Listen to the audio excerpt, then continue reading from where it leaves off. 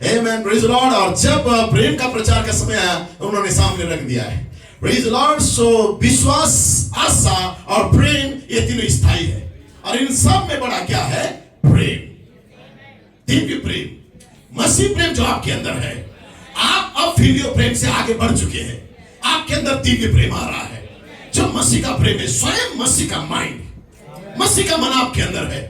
ये वो कलीसिया है जो 30-35 सालों से गुजरी हर स्ट्रगल करते हुए, लेकिन अब उस स्थिति में आ चुके हैं, इन्हें मसीह के प्रेम से कोई अलग नहीं कर सकता। अर्थात स्वयं एक प्रेम बनने जा रहे हैं, क्योंकि प्रेम परमेश्वर है, प्रेम आप है, प्रेम उसकी दुल्हन है। नबी जब सारा मैसेज प्रचार किया और सारा भेदों को बताया, सारे रहस्यों को बताया, और जब नबी को यहां से जाने का समय आया, नबी ने गुडबाय किया दुनिया को, और जाते हुए कहा कि दुनिया में एक ऐसा समय आएगा कि प्रेम खत्म हो जाएगा, लेकिन तुम सच्चा प्रेम देखना चाहते हो सकता है मैं ना रहूं, लेकिन वो दुल्हन यहाँ पे होगी जिनके पास सच्चा प्रेम होगा। ओ हालेलुया, क्या वो दुल्हन यहाँ पे है?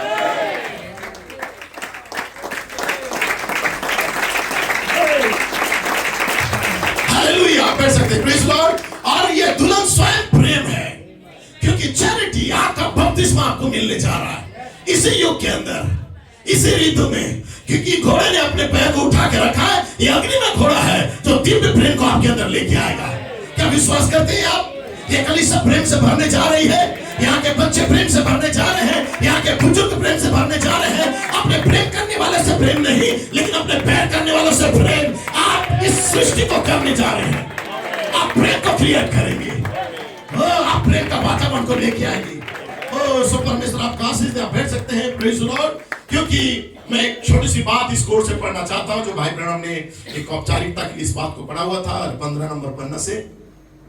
भाई ब्रैनम कहते हैं कि अब मैं आपसे कुछ पूछना चाहता हूं, आइए एक पल के लिए हम अपने औपचारिकता की बातों को अलग कर दें, जो औपचारिकता की छोटी मोटी जो हम फिलियो प्रेम की बातों को थोड़ी देर के लिए हम अलग कर दें। और क्या आपने कभी ऐसा व्यक्ति को देखा है हमारे बीच में जो अच्छा इंसान है, वो सबसे बेस्ट है, फिर भी आपको लगता है कि वो अच्छा है, फिर भी उसके बारे में कुछ ऐसा हो कि आपको उसके पास रहना अच्छा ना लगे? ऐसा भी होता है, निश्चय आपने ऐसा देखा भी होगा। और फिर आपने ऐसे लोगों को भी देखा होगा जिनके साथ रहना आपको बहुत अच्छा लगता है। ऐसा क्यों है? भाई नबी कहते हैं ये एक रचनात्मक सामर्थ्य के कारण है, जिस रीति से आपका बॉडी को बनाया गया, तैयार किया गया है, आपका खिंचाव उधर ही होता है जो लोगों पर होती है, और जो उनके आसपास एक वातावरण को बना देते हैं, यदि वे प्रेम से भरे हो, दिखावटी नहीं बल्कि सच्चे प्रेम से, तो आप उसे महसूस भी करोगे। आपके साथ जो बैठा है, उठा है, वो सच्चा प्रेम है या दिखावा प्रेम है, ये आपको पता चल जाएगा।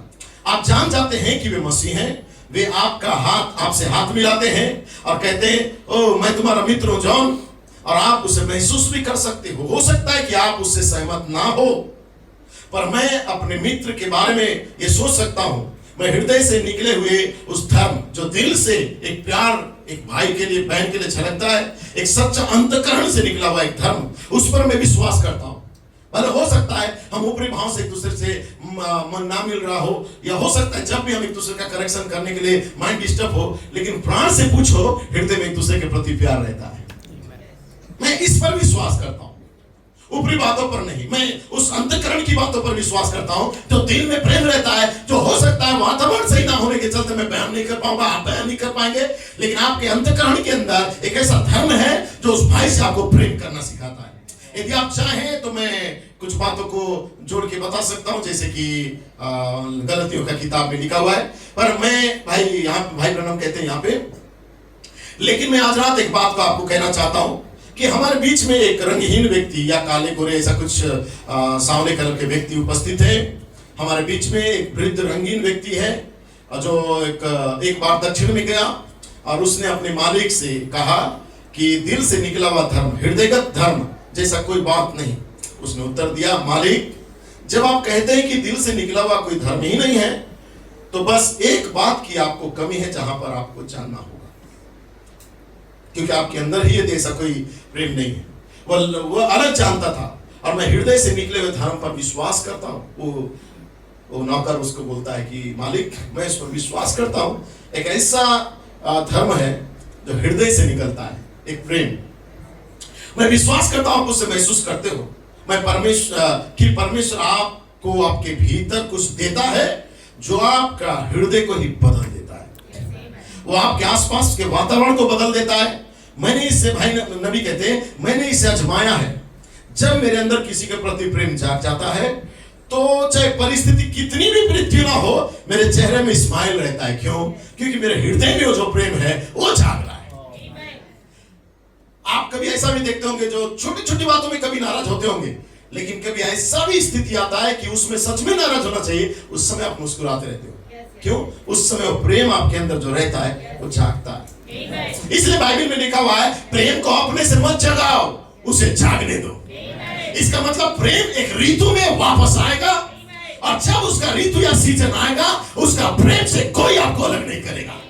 ये नीति वचन में लिखा हुआ है, प्रेम को जगाओ मत, प्रेम करो, प्रेम करो, प्रेम करो, ये करो, वो करो, नहीं। एक ऋतु को आने दो, प्रेम आपके अंदर जाग जाएगा। वो वातावरण को आने दो। और मैं विश्वास करता हूं 2026 1 मार्च के बाद वो दिव्य प्रेम का अभिषेक आने जा रहा है। ये प्रोफेसी विलियम ब्रैनम ने किया था, ये प्रोफेसी जोसेफ कॉलमैन ने किया था। 2 मार्च अभिषेक का दिन है, जो कल का दिन है। ओ हालेलुया। मैं जानता हूं इसी पुलपिट से भाई नाजिर ने पिछले साल 2 मार्च का अभिषेक का प्रचार किया, और उस अभिषेक को लेके जो भाई नाजिर कहां गए, हम भूल गए, मुझे याद करने दो। वेस्ट बंगाल, प्रेज लॉर्ड, वेस्ट बंगाल गए तुरतुरी। जब वहां पे हम मीटिंग लेने गए 2 मार्च का अभिषेक को लेके उसने वहां पे भी प्रचार किया, और हमने लास्ट दिन देखा कि लोग कितनी आनंद और इतना ज्यादा वर्शिप करने लगे वहां पे लोग, प्रेज लॉर्ड। और लोगों ने इस प्रेम को महसूस भी किया है। सो मैं विश्वास करता हूं कि दिव्य प्रेम जब आता है, आमेन, एक अभिषेक के साथ आता है। भाई ब्रैनम कहते हैं, मैं आजमाया हूं, मैं जानता हूं कि सत्य है कि मनुष्य अपने भीतर वही वातावरण को उत्पन्न करता है जिसमें वो रहा करता है, जो उसके चारों ओर होता है। वो एक आत्मा से अभिषिक्त होता है। मैंने ऐसे लोगों को देखा है जिनसे आप दूर नहीं हो सकते, आप उनसे प्रेम करने लगते हैं, उनमें कुछ आकर्षण की बातें होती है। क्यों?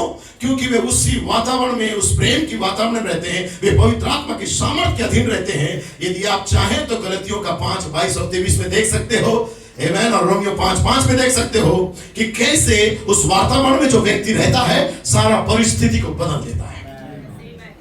जब आप उस दिव्य वातावरण में रहते हो, आपका विरोधी कितनी हो जाए, लेकिन आप सामने जब जाओगे वातावरण को चेंज कर दोगे। जैसे कि भाई ब्रैनम के एक सभा में मीटिंग के लिए बुलाया गया था, और किसी कारण वो शर्त भाई ब्रैनम को बहुत लेट हो गया मीटिंग जाने में, तो बहुत जल्द उन्होंने टैक्सी बुक किया या गाड़ी लिया, और बहुत स्पीड जा रहे थे, और देखे कि घुमाव के रास्ते से मैं चला जाऊंगा और ज्यादा टाइम लग जाएगा। उन्होंने गाड़ी पार्क किया कहीं पे, और पार्क करके एक ऐसा बैल का जो बाड़ा रहता है, जो गाय बैल का जो बाड़ा रहता है, उस बाड़े से होते हुए जा रहे थे, और रास्ते में लोगों को, उन्हें वहां लिखा हुआ था, जैसे हमारे घर के सामने लिखा हुआ है, कुत्तों से सावधान। फिर भी लोग आते हैं और कटवा के बोलते हैं, फ्रांसिस भाई का कुत्ता काट दिया। वहां पे भी लिखा हुआ था कि ये जो बैल है ये पागल सान है, और इस रास्ते में कोई भी जाएगा उसके साथ वो हमला कर देता है। तो भाई ब्रैनम उसको पढ़े भी, लेकिन इतना हड़बड़ी था कि उनको बहुत जल्दी पहुंचना था, और उस पुलपिट में आप संगति में जाना था। तो भाई ब्रैनम सडनली अंदर तो घुस गए, और जैसे घुसे उसका सामना उसी सांड के साथ हो गया या बैल के साथ हो गया, और जैसे सामने देखे भाई ब्रैनम सडनली खड़े हो गए और उस गाय से बात, उस बैल से बात करने लगे। बोले, आई एम सॉरी, मैंने तुम्हारा रास्ता रोक दिया, मैं जानता हूं ये तुम्हारा रास्ता है, और मैं गलती से इस रास्ते में आ गया क्योंकि मुझे जल्दी में उस पार जाना था, तो उसके लिए मुझे माफ कर दो। भाई नबी कहते हैं, जैसा मैंने कहा, प्रेज लॉर्ड, वो जो पागल सांड या गाय या बैल जिसे कहना चाहिए वो साइड दिया। वो कितने को हमला किया था, लेकिन विलियम ब्रैनम को टच भी नहीं किया, क्योंकि विलियम ब्रैनम परमेश्वर के प्रेम से भरे हुए थे। एक पागल गाय भी यदि उस प्रेम को लेके आप जाओगे, वो पहचानेगा इसके अंदर परमेश्वर है, क्योंकि प्रेम कोई और नहीं है, कोई पादरी, पोप या कोई मिनिस्टर नहीं है, प्रेम स्वयं परमेश्वर है। और जब आप अपने भाई बहन से प्रेम करते हैं, आप एक परमेश्वर बनते हैं, आप परमेश्वर को प्रकट करते हैं इस दुनिया में। एक गलती के बावजूद भी, विरोध के बावजूद भी, आपके खिलाफ रहने के बावजूद भी आप प्रेम को दिखाओ। हालेलुया। यह है LOVE, ये लाभ जो कलीसिया में नीचे उतर के आएगा। आप लेने के लिए तैयार है? सो प्रभु आशीष दे। भाई ब्रैनम कहते हैं कि मेरी एक बुढ़ी माँ थी और वो आधी इंडियन या जो रेड इंडियन थी। सो वो कहते हैं वहां माँ मुझे कहा करती थी एक ही पंख वाली चिड़िया एक साथ उड़ते। भाई नबी कहता है ये सत्य था जो मेरी माँ मुझसे कहा करती थी। आप कौओं और कबूतरों को आपस में संगति करते नहीं देख सकते क्योंकि वे दो अलग प्रजाति का है। कौवा और कबूतर वे एक जैसा नहीं दिखते हैं, उनका भोजन एक जैसा नहीं होता है। कौवा मरा हुआ लाश में से बैठकर खाता है दिन भर, परंतु कबूतर कभी भी लाश में से या सब में से नहीं खाता है, क्योंकि यदि वो खाएगा, क्योंकि उसके पास पीत नहीं होता है, यदि खाएगा वो हजम नहीं कर पाएगा। और कौवा लाश के ऊपर बैठेगा और जब तक चाहे वो खाएगा वो तो उसे मार ही देगा। Praise Lord. लेकिन जब वो कबूतर उसे खाएगी वो पचा नहीं पाएगी, उसके अंदर पचाने की क्षमता नहीं है। ये मैसेज आप सुन चुके हैं, भाई ब्रैनम ने बहुत बार इसको हर जगह उदाहरण दिया है, क्योंकि वो एक अलग प्रकार का पक्षी है, इसलिए वो कौवे के साथ संगति नहीं करता। ठीक ऐसा ही तब होता है जब कोई मनुष्य नया जन्म पा लेता है, उसके भीतर कुछ घटित होता है, वो संसार से उब जाता है, उससे थक जाता है, उसके चारों ओर एक ईश्वरीय आत्मा, एक प्रेम का वातावरण होता है। Praise Lord. भाई नबी कहता है मेरा जीवन आत्मिक बातों में संबंधित रहा है, जैसा आप सभाओं में समझते हैं। और कभी कभी आप ऐसे लोगों से मिलते भी हैं जो एक प्रेम करने का ढोंग भी करते हैं और कहते हो भाई ब्रैनम मुझे आप भरपूर होता है उसके अंदर जो मेरे खिलाफ में है। भाई नबी कहता है उस वातावरण में वो रहता है। यदि आप सीख ले कि सबसे प्रेम करना है, सबके प्रति दयालु होना है, नम्र रहना है, धैर्य रखना है, तो आपके घर के जीवन को ही बदल देगा। इसे आपको महसूस करना होगा, आपके संबंध बदल जाएंगे, परमेश्वर भी आपका आदर करेगा। मैंने इसे आजमाया है। भाई कहते मैंने इसे आजमाया है। कुछ समय पहले मेरे घर में, भाई नबी कहता है कि आप कल्पना कर सकते हैं कि मेरे घर पर वहां हर समय कैसी हलचल रहती थी। बहुत लोगों का भीड़ आता था क्योंकि पास्टर का परिवार था। आए दिन कोई बीमार व्यक्ति, कोई पीड़ित लाइन लगा के आते थे कुछ ना कुछ परेशानियों को लेके। भाई नबी कहते हैं मेरे घर में हमेशा हलचल रहा करता था। यहाँ के लोग तो कहते हैं ये तो एक छोटा सा एक जिला है। भाई ब्रैनम का घर को कहते थे ये घर नहीं एक जिला है। तो भाई ब्रैनम हंसते थे क्योंकि भाई नबी कहते हैं कि लोग जब कहते थे कि छोटा सा जिला या नगर है, परंतु संसार भर के लोग मेरे घर में आते थे। कोई उड़ान भर के आता था, कोई फोन हमेशा करते रहता था, टेलीफोन हमेशा बजते रहता था, लगातार लोग आते थे। कोई होटल से आता था, कोई मोटल से आता था, आके दिन भर मेरे घर में रहते थे। कोई रोते रहता था, कोई विनती करते रहता था। और कहते हैं एक मिनट भी मुझे, मेरी वाइफ को और मेरे बच्चे को विश्राम करने के लिए एक समय नहीं मिलता था। कोई ना कोई हमारे घर में आ जाता था। एक दिन हमारा घर पूरी तरह से अस्त व्यस्त हो गया और मेरे घर का तहखाना भी भर गया। हर कमरे में लोग आके बैठ गए और बैठक कक्ष भी भरा हुआ था और शाम भी हो रहा है। मैंने सबको किसी तरह से शांत किया और जब मैं रसोई में गया, वहां पर मेरी गरीब छोटी पत्नी बेचारी 37 साल की उम्र की एक सफेद बालों वाली एक मेरी वाइफ थी और हाथ ऊपर उठाए और रो रही थी। उसने कहा बिल्ली मैं पागल हो जाऊंगी। मेरे बच्चों ने, ये घर में इतने भीड़ हमेशा आता है तो मेरे बच्चे खाना पीना बंद कर दिए, एक कौर भी उनके मुंह में नहीं जाता है। वहां कुछ वो घबराए हुए हैं क्योंकि एक मानसिक रोगी आया और चिल्ला रहा था, कमरे में इधर उधर घूम रहा था। मेरे बच्चे डर गए और वो खाना पीना बंद करके मेरे पास आ गए। मैं एक विशेष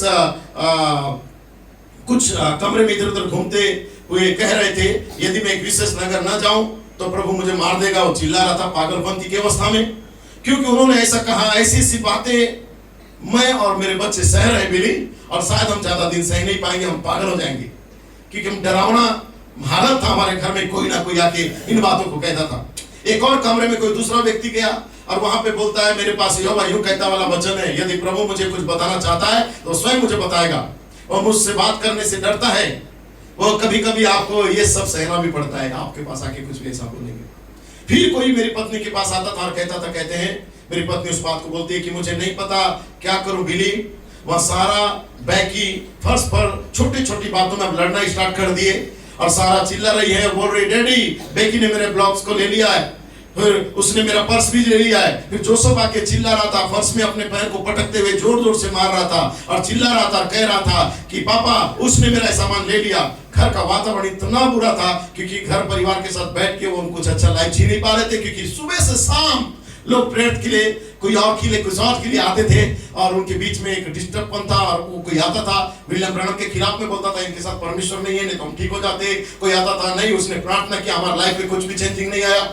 सारी बात उसकी वाइफ और बच्चे भी सहते थे। तो छोटे छोटे बच्चे होने के चलते आपस में इतना लड़ते थे। भाई ब्रैनम कहता है मैं कैसे बोलूं कि मेरा घर एक स्वीट होम है, कैसे बोलूं मेरा घर बहुत ही सुंदर मीठा घर या स्वीट होम है, सुंदर घर है, कैसे बोलूं। मेरे बच्चे एक दूसरे से लड़ते हैं, भूल जाते हैं हम भाई बहन करके, एक दूसरे का सिर पकड़ के। मेरे वाइफ टेंशन में रहती है, खुद का पति ऐसे स्थिति में रहता है, कोई परिवार का कोई मेंबर ऐसा रहता है। हम कैसे बोले मसीह परिवार का घर है। भाई ब्रैनम चिंता में आ गए और जब वो चिंता में आए, लेकिन भाई ब्रैनम का चिंता करना जायज था क्योंकि भाई ब्रैनम प्रॉफिट थे, उनकी मिनिस्ट्री से लोग आए थे। लेकिन भाई ब्रैनम उस वातावरण को अपने घर में भी देख नहीं पा रहे थे और यहां तक कि लोगों के अंदर भी देख नहीं पा रहे थे। हर एक लोग सभा में आ रहे थे, भाई ब्रैनम का घर हो या मीटिंग हो तहखाना में हो, लेकिन जब भाई ब्रैनम उनका लाइफ को भी देख रहे थे, उनके घरों में भी प्रेम नहीं था। पति से पत्नी का प्रेम नहीं, बच्चों का एक दूसरे से जमता नहीं, छोटी छोटी बातों में उलझना, कॉमन सेंस की बातें नहीं था। जो बातों से हम सब बातें सह सकते थे, लेकिन उस बात को जैसे हम अपने भाषा में कहते हैं ना तिल का ताल बनाते, ये करके एक व्यक्ति एक दूसरे के साथ अपना सही व्यवहार नहीं रख रहा है। छोटी छोटी बातों में एक दूसरे की बातों की इग्नोर नहीं कर पा रहे हैं लोग, उसको बहुत दिनों तक का पकड़ के उसके प्रति कड़वाहट रख रहे हैं। भाई नबी कहता है मेरी पत्नी इतना पागल सी हो गई और मेरे बच्चे आपस में ऐसा हो गए कि मैं नहीं बोल पा रहा हूं कि मेरा घर एक स्वीट होम है। तब भाई ब्रैनम बोला ये बदलाव तो मुझे लाना है, ये आपको बदलाव लाना है।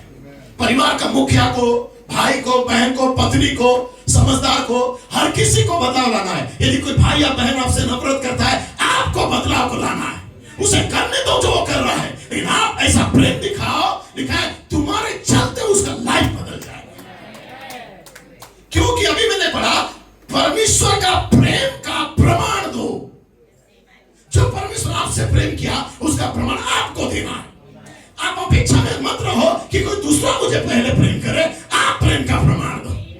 लिखा है जब तेरा बैरी भूखा भी हो उसे खाना खिला ताकि उसके सिर पे अंगारा डाले परमेश्वर। खैर उधर नहीं जाता। लिखा है मैंने सोचा कि स्थिति बदलनी होगी। दिन रात लोगों का आना मेरे बच्चों को परेशान कर देता है। मैंने मन ही मन में प्रार्थना करना स्टार्ट किया और मैं प्रभु से सहायता मांगा। और कहते हैं मैं जब प्रभु से सहायता मांगा, परमेश्वर ने मुझे बुद्धि दिया और उन्होंने कहा कि मैं आज एक हृदय की बातों को आपसे शेयर करना चाहता हूं। भाई नबी कहते हैं कि जब मेरे परिवार में थोड़ा सा असमंजस स्थिति आया, वाइफ के अंदर डिस्टर्ब आया, बच्चे आपस में लड़ने लगे या आत्मिक कलीसिया के बीच में ऐसा कोई वातावरण होता है, भाई नबी कहते हैं खुद अपना जो मानसिकता को आप चेंज करो और उस वातावरण को क्रिएट करने का कोशिश करो। मुझे याद आ रहा है भाई कोलमैन का किताब का नाम शायद वो वर्ड इमेज, ये किताब का नाम है वचन के स्वरूप में बनना। ये किताब में भाई कोलमैन कहते हैं कि तुम वातावरण को सृष्टि कर सकते हो। तुम्हारे मम्मी, तुम्हारे पापा ड्रगिस्ट क्यों ना हो, विरोधी क्यों ना हो, तुम्हारा पति पियक्कड़ क्यों ना हो, भाई कोलमैन कहता है लेकिन तुम उस वातावरण को बना सकते हो। तुम यदि मसीह हो, तुम्हारे अंदर मसीहता है, उस वातावरण को तुम ला सकते हो। तुम प्रेम से जीत सकते हो एक दूसरे को। Praise the Lord. तो यहाँ पे कहता है मैंने उस वातावरण को बनाने के लिए प्रभु से बुद्धि मांगा। मेरी पत्नी के पास गया, मेरी पत्नी से गले लगाया और कहा प्रिय मुझे तुम्हारे लिए सचमुच में दुख हो रहा है। और वो बोली बिली मैं अब सहन नहीं कर सकती, मैं बहुत टूटती चली जा रही हूँ और इस वातावरण में मेरे बच्चे मुझे साथ नहीं दे रहे हैं, तो मैं बहुत ज्यादा परेशान हो गई हूँ। उसने जब इस बात को कहा, बोलता है हाँ प्रिय मैं भी समझ पा रहा हूँ। और मन में वो कहा प्रभु मेरी वाइफ को तू शांत कर दे। मैंने भाई ब्रैनम यहाँ पे कहते हैं मैंने इस विषय को वहां पे सारा ऐसे माहौल को लेके आया कि उनके माइंड को ही मैंने बदल दिया। मेरी वाइफ का माइंड बदल गया। तुम जानते हो उसको मैंने बोला कि बहुत सारा ऐसा होता है कि मैंने तुम्हारे लिए बहुत अच्छा ब्लाउज खरीद के रखा है या तुम्हारे लिए साड़ी खरीद के रखा है या कुछ बातों को उसने कहा। धीरे धीरे जब उससे बात करना स्टार्ट किया, नबी कहता है कि धीरे धीरे मेरी पत्नी का माइंड चेंज हो गया, वातावरण चेंज हो गया। मैं प्रून पहन लिया, समझ रहे मैं एप्रोन पहना, उससे बात करते करते उसके साथ किचन में चला गया और किचन में जाके गाजर को उठाया फ्रिज से और उठा के चाकू को लिया और उसके बाजू में कटिंग करना स्टार्ट किया और मैंने उसके लिए बहुत अच्छा एक सूप बना के उसे दे दिया और बोला कैसा लग रहा है, इसको टेस्ट करके देखो।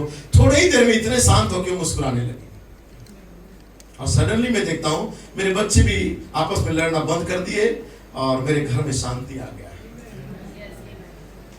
ज्यादा कुछ करना नहीं पड़ा, थोड़ा अपना टोन चेंज कर दो, बोली भाषा चेंज कर दो, व्यवहार चेंज कर दो, एग्रेसिव होना, गुस्सा होना चेंज कर दो। देखो घर का या चर्च का वातावरण सब बदल जाएगा।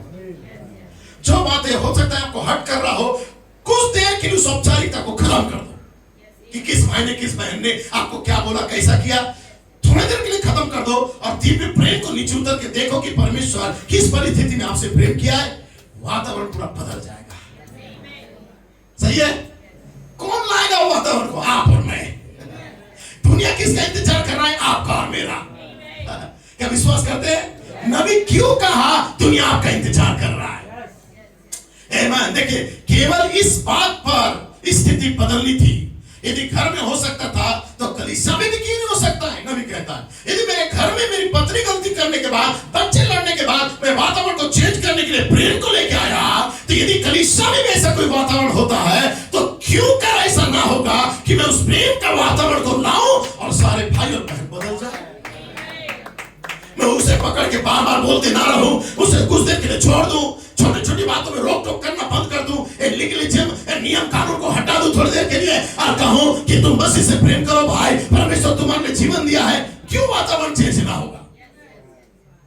हम सबको भी चाहिए, एल्डर डीकन को भी चाहिए, बिलीवर को भी चाहिए। एक दूसरे की बातों को नोक झोंक काटे, हम एक दूसरे को काटना छाटना या सुधार का नाम से टोकना बंद कर दे, ऑटोमेटिकली दिव्य प्रेम आ जाएगा। किसने कैसा हेयर स्टाइल किया, किसने कैसा बाल बनाया, कौन कैसा साड़ी पहन के आई है, कौन कैसा सूट पहन के आया है, इस पर टोकना बंद कर दो, देखो आपके प्रति प्रेम आएगा। मैं ये नहीं कहता कि कॉम्प्रोमाइज करो, लेकिन दिव्य प्रेम को काम करने दो। नबी कहता है जब वो एडॉप्शन का समय आएगा, दिव्य प्रेम का समय आएगा, छोटे कपड़े उतर जाएंगे, बाल काटने बंद हो जाएंगे, श्रृंगार खत्म हो जाएंगे, श्रृंगार का पीना बंद हो जाएगा। कौन? और लेपालकपन की आत्मा कलीसिया में आएगा। हम अपने तरीके से जगा नहीं सकते किसी के अंदर परमेश्वर का प्रेम। Praise Lord. लेकिन उन्हें परमेश्वर का प्रेम के बारे में हम बता सकते हैं। जैकी फाइफर मिनिस्टर बताते हैं, लेकिन स्थिति बदल जाएगी। यदि घर में स्थिति बदल गया तो कलीसिया में भी हो सकता है, राष्ट्र में भी हो सकता है, सारे संसार में भी हो सकता है। सही है? भाई नबी कहता है वातावरण महत्वपूर्ण बात है। वातावरण बनाना, अंडा मुर्गी के नीचे इसलिए फूटता है क्योंकि वो उसे गर्म रखती है, पर उसी प्रकार की गर्मी कहीं और भी मिले तो भी अंडा फूटेगा। महत्व है वातावरण का, और वो वातावरण आप अपने भीतर से बनाना आरंभ कर दो। Praise Lord. क्या समझ पा रहे हैं? Praise Lord. भाई नबी कहता है कि भाई नबी एक किताब का नाम को बता रहे हैं, परमेश्वर की ओर से भेजा गया मनुष्य। इस किताब में भाई ब्रह्म ने जब इस बात को बोलता है कि मेरा किताब था जो किसी भाई ने लिखा था, और इस किताब को जब मैं आपके सामने कुछ बातें कहूंगा, वहां पे जो मैंने कहा था, क्या आपने पढ़ा है कि पोर्टलैंड ओरेगन में एक पागल व्यक्ति, मैं जब पुलपिट में प्रचार कर रहा था, एक पागल व्यक्ति मंच पर मुझे मारने के लिए आ गया और मैं लगभग 6000 लोगों के सामने प्रचार कर रहा था, भाई ब्रह्म कहते हैं, और अचानक से एक विशालकाय हट्टा कट्टा व्यक्ति मंच पर इस ओर से आया। नबी इशारा करते हैं 6 फुट 2 इंच का, लगभग 250 पाउंड,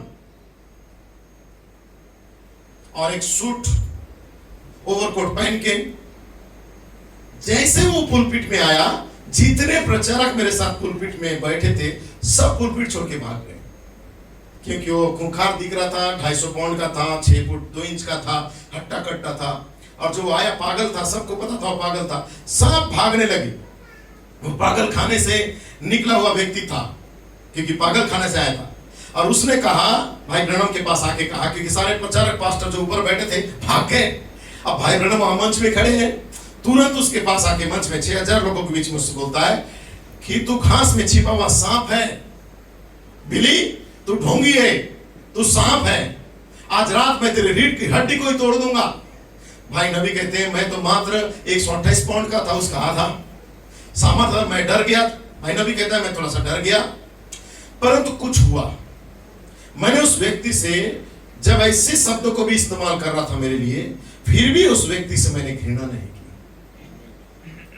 जब मुझे वो पागल कह रहा था कि तू छिपा हुआ सांप है, तू ढोंगी है, सभाओं के बीच में मेरा जलील कर रहा था, इंसल्ट कर रहा था, तो मैं अपने आपे में आके मेरा ईगो को मैं बनाए रखने के लिए गुस्सा होके उसको मुंह को बंद नहीं किया, सच्चाई के साथ भी नहीं। मेरे पास सच्चाई है, मैं पूरा बोलते ही रहूंगा, बोलते ही रहूंगा नहीं, कभी कभी सहना पड़ता है, तब प्रेम आगे आता है। तो नबी कहते हैं मैंने उससे घृणा नहीं की, मैंने उस स्थिति में भी मुस्कुराते हुए उससे प्रेम की नजर से देखा। अब मैंने सोचा हे प्रभु, ये बेचारा व्यक्ति है, वो अपने होश में नहीं है जो मुझसे ऐसा बात कर रहा है। और कुछ ही देर के बाद पुलिस उसे पकड़ने दौड़ी और मैंने कहा नहीं, ये मांस और लहू का मामला नहीं है, ये कोई शारीरिक लड़ाई के लिए मेरे पास नहीं आया, इसके अंदर कोई आत्मा है या कोई दुष्ट आत्मा है। वो तब यहाँ पे भाई नबी कहता है ये आत्मिक विषय की बात है। भाई नबी कहता है इसे पकड़ के मत ले जाओ, इसे मेरे पास लाओ, भले कितनी खुकार हो, इसे मेरे पास लाओ, मेरे मुंह में इसे गाली देने दो और जो कहना इसे करने दो, कोई बात नहीं, ये शरीर से मेरे से लड़ने नहीं आया है, कोई बात है जिसके अंदर है। और नबी कहता है जैसे मैंने कहा इसे छोड़ दो, इसे मेरे पास आने दो, और जैसे ही वो नबी के पास गया, सडनली नबी के मुंह में उसने थूक। और नबी कहते हैं जैसे उसने मेरे मुंह में थूका, मैंने सोचा वो अपने होश में अभी भी नहीं है। उसने मुट्ठी उठाई और मुझे मारने के लिए आ गया, और तभी मेरे मुंह से एक शब्द निकला, तूने परमेश्वर की आत्मा को ललकारा है, आज रात तू मेरे पैरों के नीचे गिरेगा। नबी उसके अंदर की दुष्ट आत्मा को नबी ने धमकाया, उसने फिर मुट्ठी उठाई। भाई नबी कहता है तब मैंने कहा शैतान इस मनुष्य से निकल जा, और जैसे उसने अपने ऊपर हाथ उठाया लकवाग्रस्त हो गया, 2-3 बार घूमकर मेरे पैरों में ही आके गिर गया। और जब पुलिस को उसे हटाना पड़ा, ये क्या था? नबी कहता है एक सामर्थ नहीं, नबी कहता है ये प्रेम था। आमीन। परमेश्वर का प्रेम नबी के अंदर आया।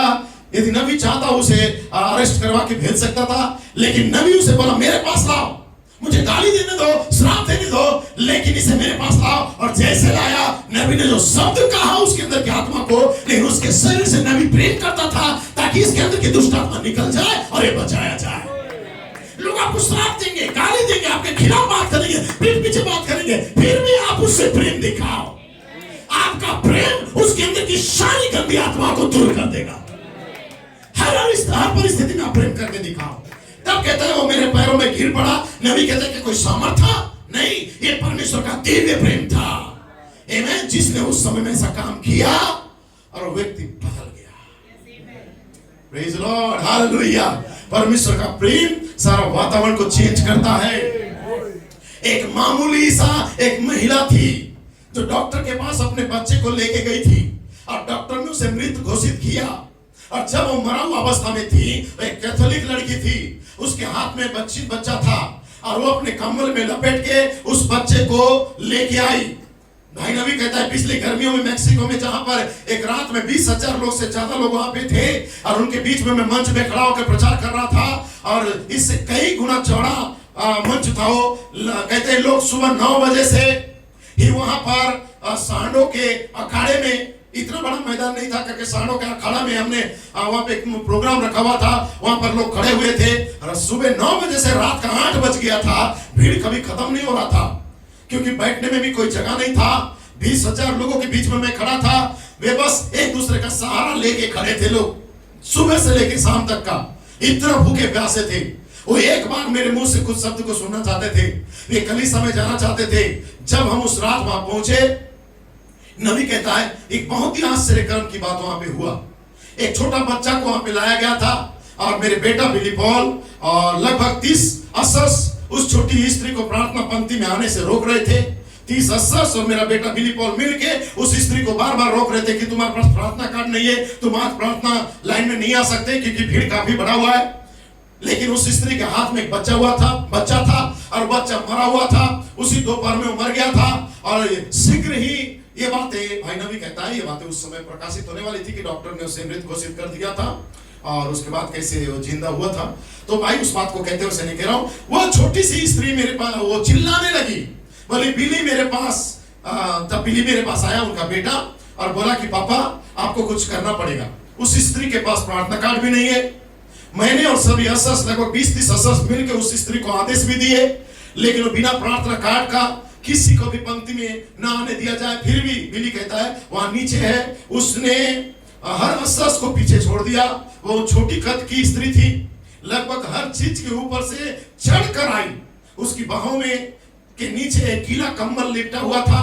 मैंने भाई जैक मूर से भी कहा था, भाई कहते हैं मैंने जैक मूर से भी कहा था कि नीचे जाकर उस बच्चे के लिए प्रार्थना करो, क्योंकि यदि बार बार परेशान कर रही है, असस टिकर को भी वो परेशान कर दी है। तो जैक मूर वहां का एक एल्डर था, तो बोलता है कि तुम जाओ और प्रार्थना करके आओ, किसी प्रकार उस स्त्री का माइंड को शांत करो, क्योंकि यदि उसके पास प्रार्थना कार्ड नहीं है तो मेरे नीचे जाना उचित नहीं है, क्योंकि मैं प्रार्थना का कार्ड जिसके पास है उसी के लिए प्रार्थना करूंगा, और जिनके पास प्रार्थना कार्ड नहीं है और उससे जरूरतमंद है और परेशान कर रहे हैं, तो जाओ जैक मुरे तुम जाओ और प्रार्थना करके आओ। भाई ब्रनम एक नियम कानून में बंधे हुए थे और चाह रहे थे कि कार्ड नहीं है तो मैं नहीं जाएंगे। तब उसी बीच में जब मैंने फिर से श्रोताओं की ओर देखा, मैंने उस छोटे बच्चे को, भाई नबी कहता है सडनली दर्शन में देखने लगा। नबी कहता है मैं दर्शन में देखा और मैंने उस बच्चे की मां के प्रेम को मैंने देखा। उस दर्शन में उस मां के प्रेम ने क्या किया था, उसने परमेश्वर के सामने कार्य किया था।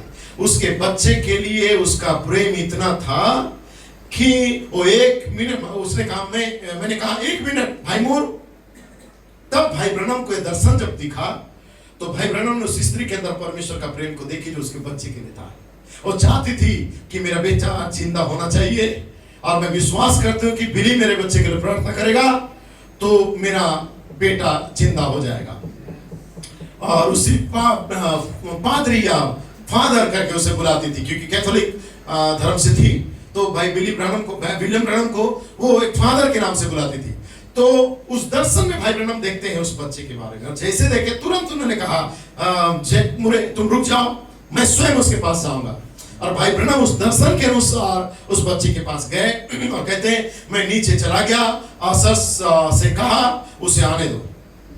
वो वहां पर आई और गिर गई मेरे पैरों के पास और बोली पादरी पादरी, अर्थात पिता, क्योंकि कैथोलिक थी। मैंने कहा खड़ी हो जाओ महिला। वो खड़ी हो गई, वो उठी और अपने बच्चे की ओर संकेत किया। बारिश इतना तेज था कि उसका कंबल भीग चुका था और कंबल के अंदर लिपटा हुआ एक लाश को लेके वो खड़ी थी। वो नहीं चाहती थी कि मैं ऐसी खाली हाथ जाऊं, और मैंने उस कंबल में लिपटा हुआ उस बच्चे को देखा। भाई ब्रनम कहते हैं उस समय मैंने उस बच्चे को देखा, लेकिन मैं देख भी नहीं पा रहा था। मैंने बस अपना हाथ उस छोटे बच्चे के ऊपर रखा और कहा हे परमेश्वर, तूने इस छोटे मैक्सिकन बच्चे का दर्शन यदि मुझे दिखाया है और उस मां के प्रेम ने किस प्रकार तुझे छुआ कि तू मुझे दर्शन में दिखाया। और जैसे ही मैंने ये कहा सडनली वो बच्चा जोर से चिल्लाया, हालेलुया, और पूरी आवाज से रोने लगा। जैसे वो बच्चा चिल्लाया उसकी मां सडनली बेहोश हो गई, क्योंकि दिन भर भीग के बच्चे को लेके खड़ी थी अपने बच्चे का प्यार के लिए, और सडनली जैसा बच्चा चिल्लाया और स्त्री रह नहीं पाए, वो बेहोश हो गई।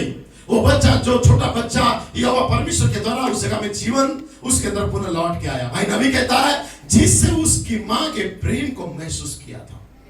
उसकी मां ने इतना प्रेम किया कि उस बच्चे को वापस जिंदा होना पड़ा। एक मां का प्रेम उसके बच्चे को, मरा हुआ बच्चा को जिंदा कर सकता है, परमेश्वर को खींच सकता है, नबी को दर्शन दे सकता है। तो आपका प्रेम एक भाई बहन को बदल सकता है।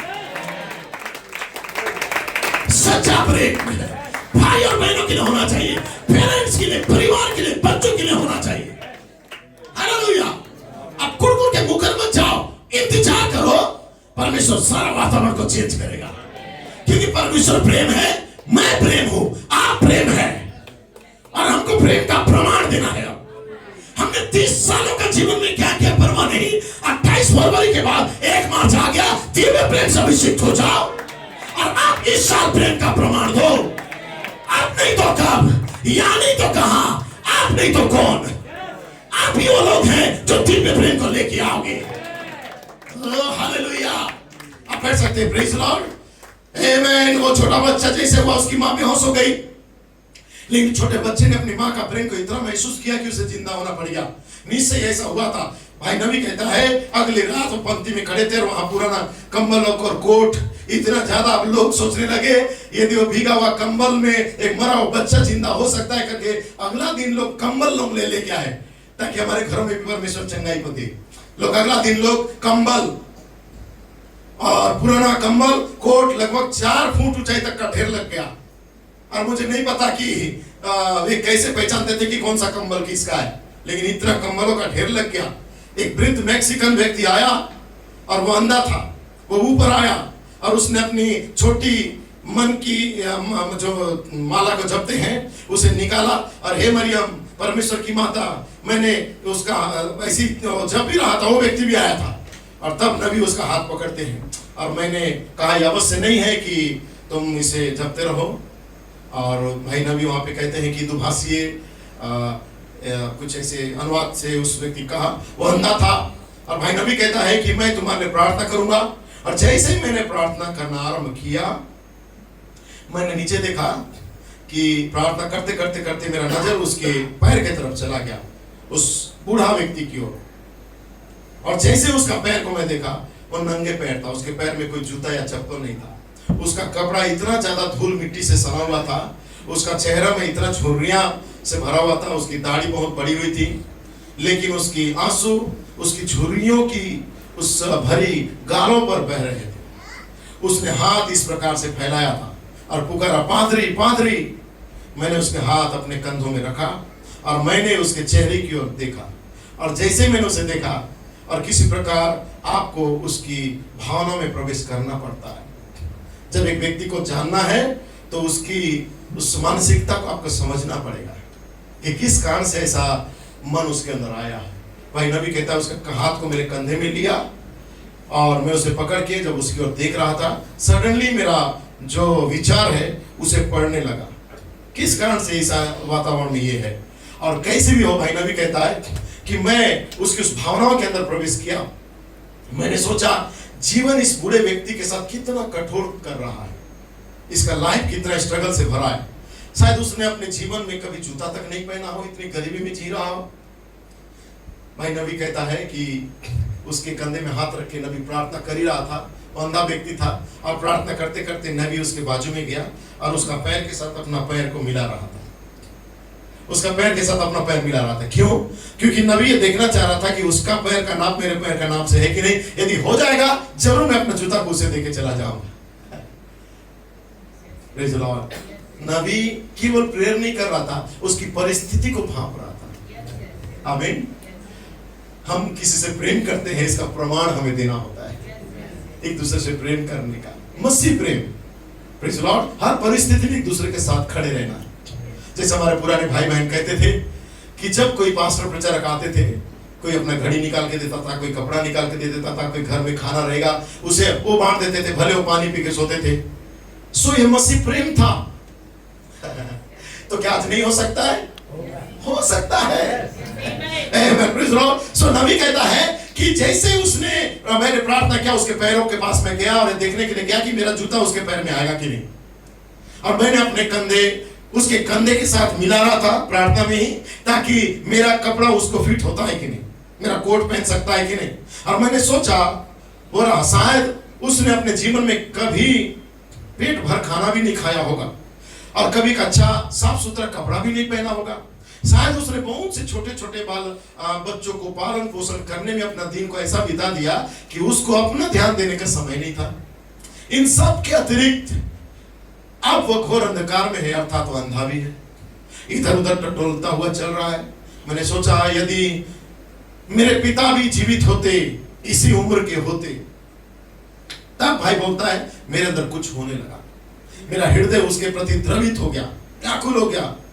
और यही बात किसी भाई या बहन के लिए आपके अंदर होना चाहिए। उसे अपना समझो, अपना परिवार का जगह, अपने माता पिता का स्थान, अपने बच्चे के समान नजरिया से देखो। देखो आपके अंदर वही प्रेम आएगा क्योंकि हम एक परिवार है।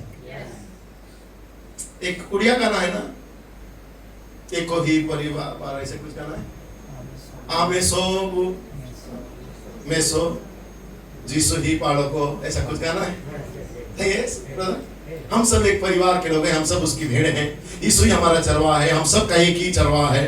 Praise the Lord. जब हमें पता चल जाएगा कि हम एक फैमिली है, तो एक दूसरे का परिस्थिति को हम समझ पाएंगे। Praise the Lord. किसी को कमी है, लिखा है तुझे कुर्ता मांगे तो और मांगे तो कुर्ता भी उतार के देना, एक कुछ चलने बोले दो कुछ चलना। ये जरूर प्राथमिक शिक्षा हो सकता है, लेकिन आपके अंदर सारा वातावरण को लेकर परमेश्वर आएगा। नबी कहता है कि मैं वहां पे देखा कि मेरा पिता का स्थान में, जब उसको मैंने महसूस किया, तब कहता है कि आपको उन लोगों को, लिखा है मेरा हृदय द्रवित हो गया, उसके लिए बहुत ही व्याकुल हो गया, और आपको इन लोगों की संगति और उनकी दशा में प्रवेश करना होता है। मैंने उससे अपने बाहों में ले लिया और कहा, स्वर्गीय पिता, इस गरीब अंधे मनुष्य पर तू दया कर आज। Praise the Lord. नबी बोलता है केवल मैंने प्रेम के वातावरण को लेके आया, और जैसे ही मैंने प्रेम का वातावरण को लाके उसे गले लगा के मैं रोया और बोला, हे स्वर्गीय पिता, इस गरीब बेचारे अंधे व्यक्ति पर दया कर। जैसे ही मैंने कहा दया कर, नबी कहता है वो जोर से चिल्लाया, Gloria adios, Gloria adios, Gloria adios, और चिल्ला चिल्ला के दौड़ने लगा। इसका अर्थ है परमेश्वर की स्तुति हो। और जैसे वो चिल्लाया, मैंने उसे छोड़ दिया, वो मंच के नीचे चला गया और इसको उठा के चूम रहा है, उसको चूम रहा है, किसी को गले लग रहा है, इतना ज्यादा स्पष्ट देखने लग गया। हालेलुया। जितना भाई नबी कहता है आप मुझे देख पा रहे हो, उतना ही स्पष्ट देखने लगा और आत्मा में नाचते लोगों को चूमने लगा। नबी कहता है कि उसके दुख में प्रवेश करके दिव्य संगति में जब आप चले जाते हो किसी के दुख में, उसका वातावरण चेंज हो जाता है। किसी भाई या बहन के पास जाओ जो परिस्थिति से गुजर रहा है, जब आपको सुनाई देता है, भले कुछ आपके पास नहीं है सपोर्ट करने के लिए, उसके साथ थोड़ी देर समय बिताओ, उसे शांत बना दो, उसे वचन से ढांढस दो, देखिए सारा वातावरण चेंज हो जाएगा। हम सबको जरूरत है इन बातों को करने का, प्रेम को प्रमाण देने का कलीसिया के अंदर। हालेलुया। हर भाई बहनों को सेपरेट नहीं, हम सब एक हैं। हालेलुया। खैर कोई बात नहीं। भाई नबी कहता है मैंने उसे छोड़ दिया, इधर उधर दौड़ा, और हमको जब उसकी दुख में जब हम सहभागिता होने चले जाते हैं, नबी कहता है यदि आप चाहो तो मैं इस पूरे प्रसंग पर आत्मिक शिक्षा के रूप में दे सकता हूं कि प्रेम, करुणा और सहभागिता का रहस्य जब आपको पता चल जाएगा, आप एक दूसरे का परिस्थिति को ही बदल देते हैं। ये परमेश्वर का प्रेम। भाई नबी कहता है, एक किताब का नाम है प्रेत आत्मा शास्त्र, अंतिम कोट है मेरा, जब हम सब एक दूसरे से कैसे प्रेम करना है उस बातों के लिए मैं कह रहा हूं। नबी कहता है कि दुष्ट आत्माएं बहुत जोरों से इस युग में काम कर रही है। प्रेम, भाईचारा, क्षमा, दया खत्म होते जा रहा है। पहला थिस्सलुनीकियों या दूसरा थिस्सलुनीकियों 3 में लिखा हुआ है, पहला थिस्सलुनीकियों 3 या दूसरा थिस्सलुनीकियों में लिखा है कि लोग अब स्वार्थी, ढींगमार, लोभी, कृतज्ञ हो जाएंगे, क्षमा रहित, दया रहित, माया रहित हो जाएंगे, बैर करने वाले होंगे, भले के बैरी बनेंगे। आमीन है? ऐसा लिखा है होंगे। Praise the Lord. सो नबी कहता है कि ऐसे दुष्ट वातावरण दुनिया में जब होंगे, नबी कहता है कल मैंने उन्हें भौतिक आयाम में दिखाया था, लेकिन आज मैं कुछ बातें दिखाना चाहता हूं। और नबी क्या किए, सडनली एक ऐसा जगह में चले गए, एक रेस्टोरेंट के अंदर बैठने के लिए, और कहते ओहियो में एक रेस्टोरेंट था जहां पर मैं चला गया था। मैं उस एक जगह पर एक छोटी सी प्यारी सी एक ऐसी जगह पर भोजन कर रहा था, और मैं देखा जो शराबियों की जगह थी, वे बहुत अच्छे थे। उस दोपहर उन्हें बंद कर दिया गया था ताकि संडे स्कूल के लिए जा सके। तो यहाँ पे नबी कहता है कि मैं वहां पे गया, मैंने वहां पर पीछे नजर डाली, वहां पर एक सुंदर स्त्री थी जो शायद अपनी किशोरावस्था में थी, शायद हो सकता है 19-18 साल की थी, और वे लड़के वहां पर मेज के चारों ओर जा रहे थे। वो बहुत ही भयंकर था। मैं वहां पर बैठा हुआ था और मुझे आश्चर्य हुआ कि मैं ठीक वहां पर बैठा हुआ था जहां पर एक शिष्ट महिला आकर बोली, क्या आप कुर्सी पर बैठना चाहते हो श्रीमान? हर कोई टीनेज के बच्चे लोग भाई नबी को भी चेयर नहीं दे रहे थे, अपना अपना एंजॉय कर रहे थे। लेकिन एक बहुत ही शिष्ट महिला, एक सभ्य लड़की आई, और इतने लोगों के बावजूद भी उसने अपना चेयर को छोड़ा और कहा, श्रीमान क्या आप चेयर में बैठना चाहते हैं? उसकी उम्र का रिस्पेक्ट किया और अपने से बड़े को कैसे आदर देना है उन्होंने दिया। और बैठना चाहोगे? उसने कहा धन्यवाद।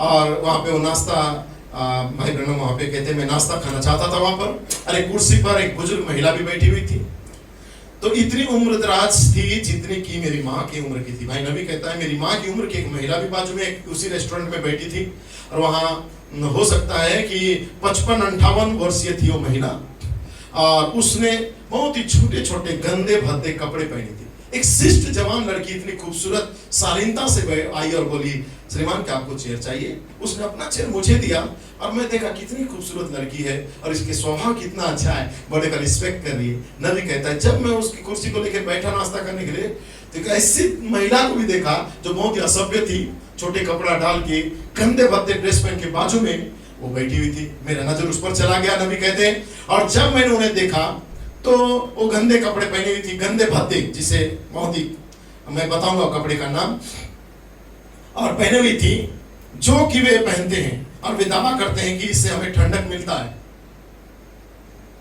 और वो कहती है कि साइंस भी ऐसा कहता है। नबी कहते हैं तुम सनकी लोग हो, निश्चय ही वे ऐसे नहीं है, तुम तो खुद अपने आप को नंगा दिखाना चाहते हो। एक लज्जा की बात है, अशोभनीय बात है। एक शिष्ट महिला, समझदार लड़की कभी भी अपने अंग को नहीं दिखाएगी। एक महिला तो उन्हें पहन लेगी, एक शिष्ट महिला कभी भी अपने बदन का या शॉर्ट पहन के अपने बॉडी को प्रदर्शन नहीं करेगी। नबी कहता है और हर अंग को ढाकेगी, समझ रहे हैं? अंग को ढाकेगी। नबी कहता है चाहे पीठ पीछे हो, चाहे सामने छाती हो, चाहे पेट हो, हर अंग को एक शिष्ट महिला ढाकती है। इसके बाद अतः उसके बाद उन्होंने वहां पर बैठे और उसकी जो बेचारी देह रुआमयी थी, उसका देह एक रुआदार था और आर्किड नुमा श्रृंगार की हुई थी। आर्किड करके एक फ्लावर आता है, जैसा कोई यहाँ पे फूल लगाएगा, ऐसा कुछ वैसा श्रृंगार करके बैठी हुई थी। मेरे पास फोटो है, बाद में दिखाऊंगा, जैसा कि वे कहते हैं। और उसने अपने ओंठों पर लिपापोती की थी। उसने ऐसा मेकअप करके वहां पे बैठी थी कि पुरुषों के जैसे ही छोटे छोटे बाल भी कटवा के रखी थी, और वे बस बिखरे हुए थे, जिसके लिए बाइबल कहती है कि यह शोभनीय बात है, अपमानजनक बात है। एक स्त्री अपने बाल को कटाती है या कैंची लगाती है तो अशोभनीय बात है। एक स्त्री जो पुरुष के समान होती है, बाइबल आधिकारिक पूर्व कहती है कि ऐसी स्त्री जब कोई ऐसा बाल कटाए तो उसका पति उसको अधिकार है, उसका पति उसको छोड़ देने का या तलाक देने का, क्योंकि वो अपने पति के प्रति ईमानदार नहीं है। उसमें इन बातों में कुछ दिन यहाँ पर डांटना है और बाइबल का प्रचार करना है। बाइबल कहती है यदि वो अपने बालों को काटती है तो अपने पति का अपमान करती है। यदि कोई स्त्री अपना पति को प्रेम करती है, उसकी पति की आज्ञाओं को मानेगी। यदि वह स्त्री बेइज्जत करती है तो उस पति को उसे तलाक देने का अधिकार है। आप और किसी से विवाह नहीं कर सकते हैं, लेकिन आप उसे तलाक देकर अलग रह सकते हैं। भाई नबी कहते हैं वाह। तब वहां पे कहते हैं कि जब ये बातें हो रहा था और हमारे पास, नबी कहता है कुछ ऐसी बातें हुआ, ये हमारे पास पवित्र आत्मा के आयाम में हुआ करता था, लेकिन हमने बाड़ों को नीचे गिरा दिया। एक बुजुर्ग भाई कहा करता था, हमने बाड़ों को नीचे गिरा दिया, हमने बाड़ों को नीचे गिरा दिया, हमने पापों से समझौता कर लिया, हमने बाड़ों को परमेश्वर के नियम को तोड़ दिया। भेड़ बाहर निकल रहे हैं, मनमाना जीवन जी रहे हैं, बकरियां अंदर आ गई है, अपने बाड़ों को हमने ही गिरा दिया। यही तो मामला है आज कलीसियाओं के साथ। कलीसिया में सारे बाड़ा को जब तोड़ा जाता है, कलीसिया और दुनिया आपस में इतना घुल मिल जाते हैं, ठीक जैसे मोआब और दूसरों ने किया था। तब बालाक ने क्या किया, कैसे उसने अपनी उनकी उनमें शादी ब्याह कर दिया। एक मसीह भाई, एक मसीह बहन संसार और अविश्वासियों से शादी करना आरंभ कर दिए और कहने लगे हम तो आपस में भाई बंधु हैं, क्रिश्चियन तो है ना। ये मानसिकता से लोग शादी करना स्टार्ट कर दिए। और जब पेरेंट्स उन्हें शादी के लिए प्रस्ताव को नहीं माने, वो एक दूसरे के साथ अफेयर करके भाग गए। बहुत सारी बातें, क्यों? क्योंकि हमने कलीसियाओं को बाड़ा को टूटने दिया और अपने बच्चों को मनमाना जीवन जीने दिया। आज देखिए बच्चों के अंदर, देखिए हम किसी को भी रोक नहीं पा रहे। हर पेरेंट्स चिंतित है। हर बच्चे के मोबाइल को देखो, हर बच्चे के मोबाइल में इंस्टाग्राम या जो क्या कहना चाहिए आपका जो होता है पता नहीं, जितना भी आप यूज करते होंगे, फेसबुक, इंस्टाग्राम और टिकटॉक या क्या नाम ऐसा जो ऑनलाइन जो होता है आपका, जो उतना मालूम नहीं क्या क्या है, सो ये बातें हैं और आपको पता ही नहीं चलेगा। ऐसा उनका स्क्रीन लॉक रहता है, पासवर्ड डाले रहते हैं और वहां पे दुनिया के लिए कुछ ना कुछ वो अपना वर्ड्स इस्तेमाल करते हैं, जिन्हें यहाँ पे प्रार्थना करना शब्द नहीं निकलता है मुंह से। दुनिया में देखो ऐसा ऐसा रील्स लोग बना के घूमते हैं और सोचते हैं हम सही कर रहे हैं। उनका मेंटलिटी ऐसा है, हमने ही लोगों को इजाजत दे दिया करो करके। क्यों? हम ध्यान नहीं दिए, हम पेरेंट्स भी ध्यान नहीं दिए, हम टीचर्स भी ध्यान नहीं दिए, हम पास्टर्स भी ध्यान नहीं दिए। ये स्थिति में उनके अंदर परमेश्वर का प्रेम नहीं दिखेगा, उनके प्रति दुनिया में कैसे आगे बढ़ना है, लोगों के सामने कैसा नाम कमाना है। बहुत सारे लोग तो अपना रील्स और उस व्यूज को पाने के लिए मरता हुआ व्यक्ति को पानी नहीं पिलाएंगे और पहले शूट करेंगे ताकि अच्छा व्यू मिल जाए, सबसे पहले मैंने रिकॉर्ड किया, जैसे गोदी मीडिया के समान। ये मेंटलिटी जो संसार में था वो मसीह कलीसिया में भी देखा जा रहा है। लोग परमेश्वर से प्रेम करना बंद कर दिए, प्रार्थना के लिए टाइम निकालना बंद कर दिए। हर बच्चे के हाथ में देखो छोटा छोटा मोबाइल है और ये अंगूठा लोग कुछ दिन के बाद लाखों मारने जा रहा है, बस ऐसे ही कोचकते रहते हैं। कुछ भी बोलो इतना ज्यादा गुस्से हो जाएंगे। क्यों? क्योंकि उनके अंदर से परमेश्वर का प्रेम खत्म होते जा रहा है। उस वातावरण से हमने ही दूर कर दिया। हर बच्चे से हमारा प्रेम को पूछो कि सबका मोबाइल अभी चेक करो, वो चेक करके आते आते ही मोबाइल के अंदर से सारा डाटा डिलीट मार देंगे। लेकिन लोग किससे ऐसा कर रहे हैं?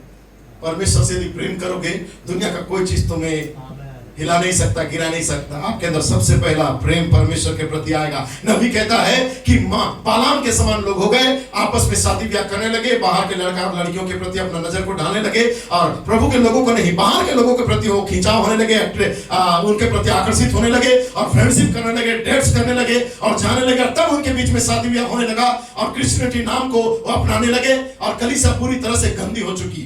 हर एक कलीसिया में गंदगी पाया जाता है।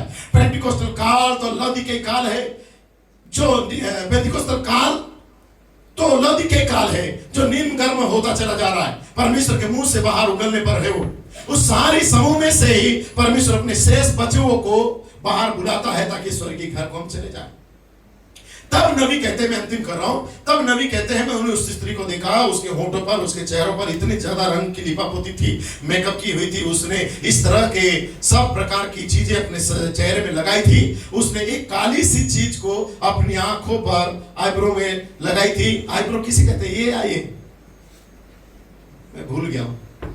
सो उसमें लगाई थी, यहाँ पे लिखा है। और लिपापोती की उसने काली सी चीज को अपनी आंखों की उस भाव पर लगाई थी और उसको पसीना आ रहे थे, पसीना उस पर से बह रहा था और उस बेचारी बुजुर्ग के पोते पर पोते भी थे वहां पे।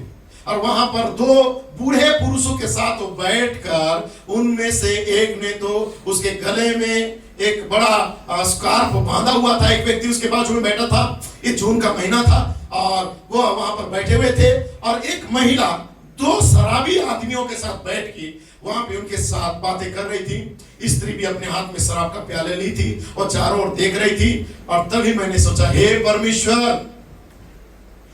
परमेश्वर, क्यों नहीं आप ऐसी चीजों को धरती से ही निकाल देते, ऐसी आत्माओं को खत्म कर देते।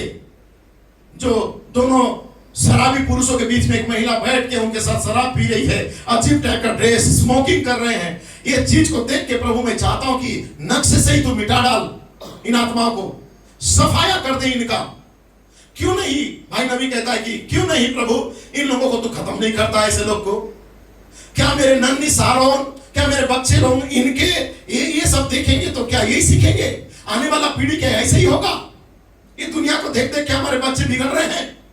भाई नबी कहता है, जब मैंने ऐसे उसी समय कहा और कहते ताकि ऐसे लोगों के साथ हमारे बच्चे रह ना सके, मैंने सोचा यहाँ बाहर इन पार्कों तथा इन स्थलों को देखो जहां पे कोई अच्छा व्यक्ति अब तुम्हें नहीं मिलेगा। हे परमेश्वर, मैं खुश हूं कि आपने मेरी बच्ची को पैदा होते साथ उठा लिया, ताकि ऐसा मेरी बच्ची नहीं बनना चाहिए। ऐसा तक उनके अंदर मानसिकता आया कि मेरी बच्ची मर गई, बहुत अच्छी हो गई, मेरी बच्ची यदि जवान हो जाती तो इनके जैसा कभी पापी ना बन जाएगा। कि इतना डर के मारे भाई ब्रैनम ने उस स्त्री के साथ अपनी बच्ची का तुलना करने के चलते अपनी बच्ची का मरा हुआ बात को सही साबित कर दी।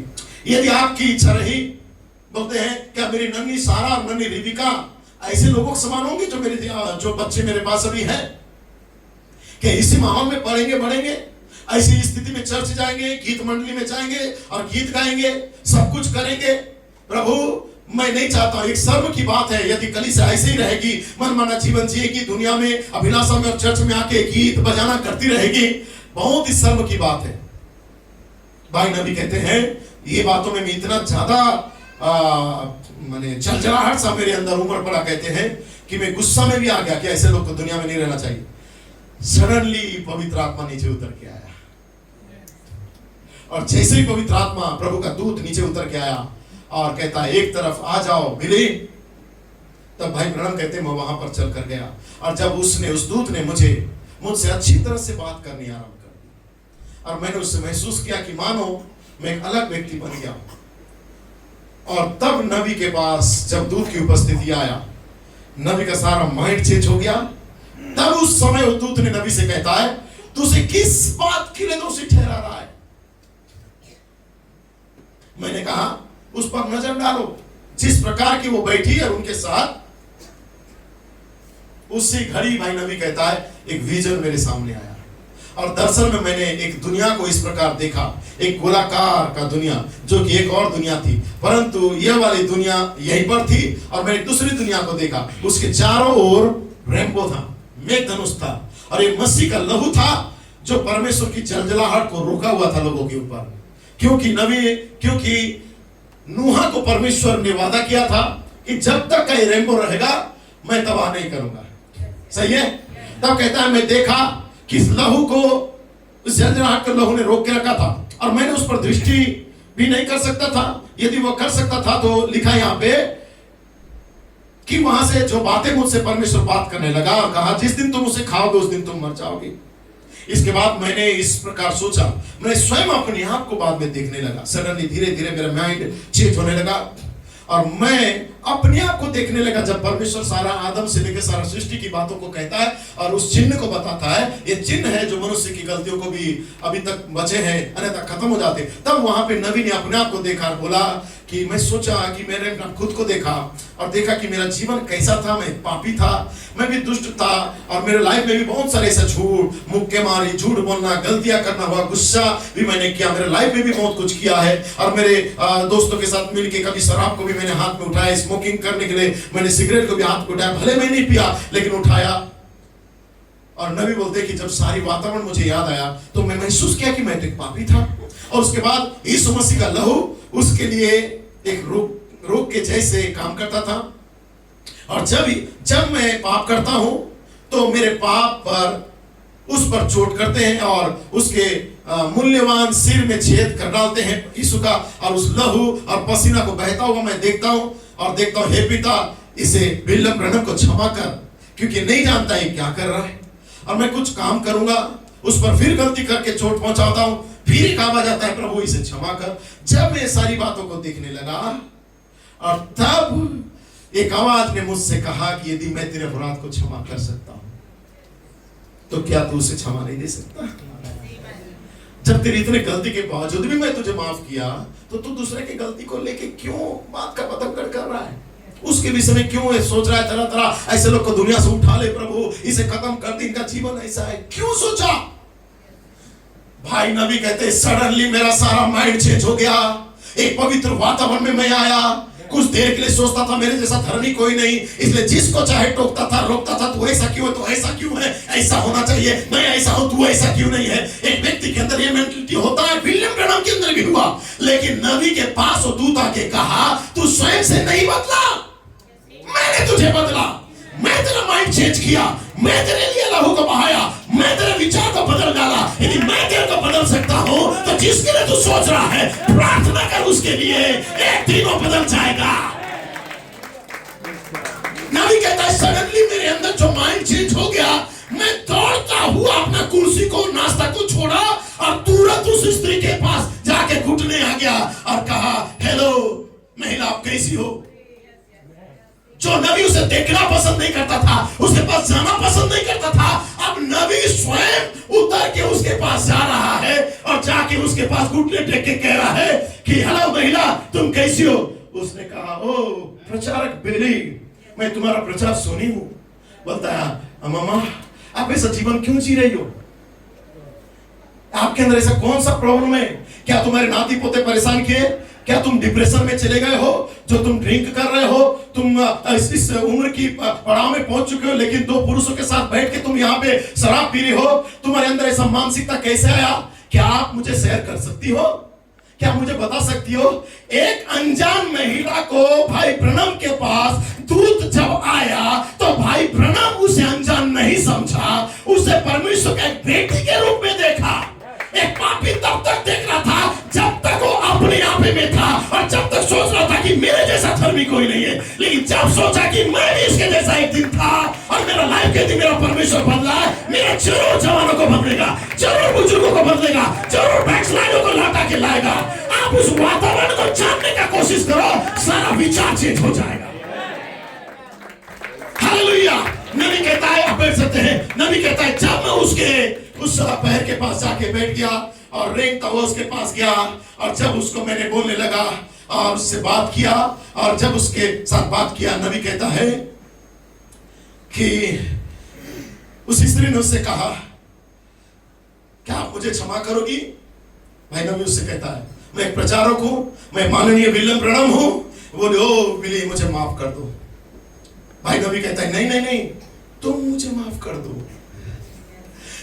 तब भाई नबी कहता है, फिर महिला ने कहा, मैंने आपको, भाई नबी कहता है, मैंने बताया था कि भाई ब्रनम खुद से क्यों वहां पे गए और माफी मांगे। वो स्त्री तो चौंक गई और बोले, तुम मुझे माफी क्यों मांग रहे हो? तुम एक तो पास्टर हो और तुम मुझे क्यों माफी मांग रहे हो? भाई ब्रनम का हृदय इतना क्लीन हो गया उस समय कि उसने अपने मन की बातों को बता दिया। वो मन में सोच रहा था, बोलता है, प्रिय सिस्टर, तुमको पता नहीं है कि इस जगह में बैठ के मैं तुम्हारे लिए कितना गलत सोच रहा था। इतना ईमानदार। भाई ब्रनम को दूत ने क्या बोला? तीसरा खिंचाव जब तेरे पास आएगा उससे पहले तू ईमानदार रहे। ईमानदारी क्या होता है? आप मन में भी किसी के लिए कुछ सोच रहे हो ना, बाइबल कहता है तेरे मन में तेरे भाई के प्रति कुछ है तो तू जा और बोल कि भाई मेरे मन में तेरे लिए थोड़ा सा कड़वाहट आया, थोड़ा सा तनाव आया, मेरा माइंड बार बार डिस्टर्ब कर रहा है तेरे लिए कि मैं तुझको इस नजर से देख रहा हूं, क्या मुझे क्षमा करेगा? ये मनुष्य से होना बहुत मुश्किल है, लेकिन जब दिव्य प्रेम उतर के आएगा ये होगा, ये जरूर होगा। ये आज रात को भी हो सकता है, प्रभु से पहले, या बैठ होने का जगह में भी हो सकता है। परमेश्वर के लिए कोई बात कठिन नहीं है, वो सब कुछ संभव होगा।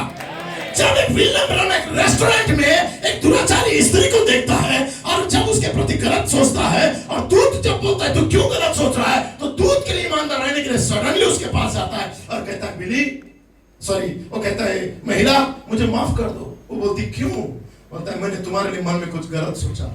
मैं सोचा कि तुम इतनी गंदी कपड़ा पहनी हो, दो पुरुषों के साथ डेट पे आई हो, तुम्हारा उम्र इतना है कि तुम्हारे नाती पोता है, लेकिन जब तुम्हारे इस काम को देख के, मैं केवल तुम्हारे ऊपरी व्यवहार को देख के मैं जज करना स्टार्ट कर दिया, और मैं बोला, प्रभु इसे दुनिया से खत्म कर दे करके मैंने प्रभु के सामने बोला, ये मेरा गलती, आई एम सॉरी। ये कोई कर पाएगा? मेरे नबी ने किया है। नबी प्रेम था, प्रेम का प्रमाण। नबी ने प्रेम का प्रमाण दिया। यदि वो प्रेम मेरे अंदर आएगा, आपके अंदर आएगा, कोई व्यक्ति बोलेगा तू एंथियास्तब, आई एम सॉरी, ये नहीं। जब कोई जानता भी नहीं होगा उसके प्रति आपके अंदर कुछ है ना, जिस दिन आप इस वातावरण में आके उसके पास गए, कोई भी आपको उस दिव्य प्रेम से अलग नहीं कर सकता। ये परमेश्वर का प्रेम है। जरूरत ही नहीं है उससे मेल मिलाप कर, आपको खुद पवित्र आत्मा बताएगा कि आप उसके लिए क्यों ऐसा सोच रहे हो। इसलिए बाइबल कहता है, जब तेरे मन में किसी के प्रति कुछ है, तू जा। ये तो बहुत कठिन शब्द था, लेकिन नबी गया और जाके कहता है सॉरी। जैसे नबी कहता है, मैंने उससे पास गया और बोला, मैं तुम पर दोष मन रहा था और मैं सोच रहा था कि भयंकर बात है, इतने बाल बच्चे वाली होने के बाद भी ऐसा काम कर रही है। तब वो बोली, मेरे बच्चे भी हैं, मैं जानती हूं, और किस रीति से मैं इस गलत स्थिति में आ गई। इन सारी बातों को उसने बयान किया। और नबी क्या कहते हैं आप जानते हैं क्या हुआ? वो स्त्री वहीं रेस्टोरेंट में अपनी सीट से, चेयर पर से नीचे घुटने में आ गई। एक बुजुर्ग महिला भाई ब्रनम के मसीह प्रेम को देख के नीचे घुटने में आ गई, और वहीं पर ऐसी प्रार्थना सभा हो गया लोग शराब अड्डा में बैठ के शराब हाथों के गिलास में पकड़ के शराब पी रहे थे, लेकिन नबी का जो दिव्य प्रेम का वातावरण उस स्त्री को बदल डाला। वो स्त्री दोनों पुरुषों को छोड़ के घुटने में आई, और जैसी आई वो पूरा शराब खाना प्रार्थना का जगह में बदल गया। ये क्या था? परमेश्वर का प्रेम वातावरण को बदलेगा, परिवार को बदलेगा, पति पत्नी को बदलेगा, हर मेंबर को बदलेगा, वो मुझे बदलेगा, आपको बदलेगा। एक बार प्रेम को काम करने दो, उसे मत जगाओ, उसे जागने दो, सारा वातावरण चेंज हो जाएगा। मैं भी वेट कर रहा हूं, मैं भी मनुष्य हूं, जैसे मैं भी हाड़ मांस का हूं, मैं भी सुख दुख भोगी मनुष्य हूं, मेरे अंदर भी गलतियां होता है, मैं भी कोई सिद्ध नहीं हूं, आप भी कोई सिद्ध नहीं है। जब मैं सिद्ध नहीं हूं तो आपको क्यों दोषी ठहराऊं? आप सिद्ध नहीं हो, मुझे क्यों दोषी ठहराओगे? आओ एक दूसरे का सहारा बने, एक दूसरे से प्रेम करें। वो छोटा पाप है, बड़ा पाप है, नाटा पाप है, काला पाप, ऐसा नहीं, पाप तो पाप है। आपसे भी कभी होता है, उससे भी कभी होता है। सारी बातों को खत्म करो, क्योंकि लिखा है चैरिटी जब आता है सारी पापों को ढांक देता है। एक अभिषेक को लेके आएगा। दिव्य प्रेम मनुष्य के अंदर की क्या कमजोरी, क्या दुर्बलता है, उसे धीरे धीरे निकाल के, और दिव्य प्रेम क्या करता है? लिखा उसे ढांक देता है। हालेलुया। ये कलीसिया ऐसा होने जा रहा है। मैं विश्वास करता हूं जो दुनिया जिस प्रेम का इंतजार कर रहा है कहीं और नहीं मिलेगा। हेडस्टोन टेबल निकाल, ये आपके अंदर प्रेम पाया जाएगा। ये thus saith the Lord है, ये यहोवा यूं कहता है वाला वचन है, क्योंकि नबी ने मेरे लिए प्रोफेसी किया है, आपके लिए प्रोफेसी किया है। क्या प्रेम का प्रमाण दोगे अब? हालेलुया। Thank you. प्रभु आप सबको आशीष दे। मैं शब्दों को समाप्त कर दिया हूं। आमीन। Praise Lord. Yes, hallelujah. So God bless you. प्रभु आप सबको बहुत अच्छा आशीष दे, क्योंकि परमेश्वर का प्रेमी है जो हम सबको बदल सकता है। और नबी कहता है कलीसिया कहां पे विफल होती है और आगे बढ़ना बंद कर देती है? जहां पे दिव्य प्रेम नहीं होता है। यदि आपके कलीसिया में कोई चंगाई भी प्राप्त करना चाहता है, लेकिन चंगाई से वंचित हो जाता है, क्योंकि जहां पे प्रेम नहीं है वहां पे चंगाई भी नहीं आता है। इसलिए आप ऐसा प्रेम का माहौल को लेके आओ, ऑटोमेटिकली परमेश्वर चंगाई को लेके आएगा। Praise Lord. ये किताब का नाम है प्रेज़ गॉड, लेपालकपन। तो परमेश्वर कलीसिया के आग का बपतिस्मा से आमेन लेपालकपन करने जा रहा है। क्या विश्वास करते हैं? सो प्रभु आपको मुझे बहुत आशीष दे। Praise Lord. थोड़ा सा समय इसलिए लिया कि कुछ भाई ने 1 बजे का टाइम दिया था। सो कोई बात नहीं, आप अपने सामने बैठ सकते हैं। सो प्रभु सारे परिवारों को बहुत ऐसा आशीष दे। मसीह का प्रेम से आप भरे रहो, दिव्य प्रेम से भर जाओ, ताकि परमेश्वर का प्रेम आपको मजबूर कर दे एक व्यक्ति को बदलने के लिए। आप जिस घर में रहते हो, जिस परिवार के बीच में रहते हो, उस वातावरण को आप ही चेंज करो प्रेम के द्वारा। परमेश्वर का प्रेम इतना महान है मेरे भाइयों, आपको आपका लाइफ को भी बदल देगा। एक बार उसके प्रेम को याद करो। Praise Lord. सो प्रभु आशीष दे। तो हम सेवकाई के क्रम को बदल देते हैं। Thank you Lord. छोटा सा एक गीत गाएंगे, तेरे प्रेम ने मुझको बचा लिया। और उसी बीच में मैं चाहूंगा कि सारे भाई बहन उसी बीच में यहाँ पे आएंगे जो आशीर्वाद लेना चाहते हैं, एक साथ आएंगे। सामने लाइन का चेयर को थोड़ा खाली कर दो, और हमारे एल्डर्स भाई लोग आएंगे, सामने लाइन में खड़े हो जाएंगे।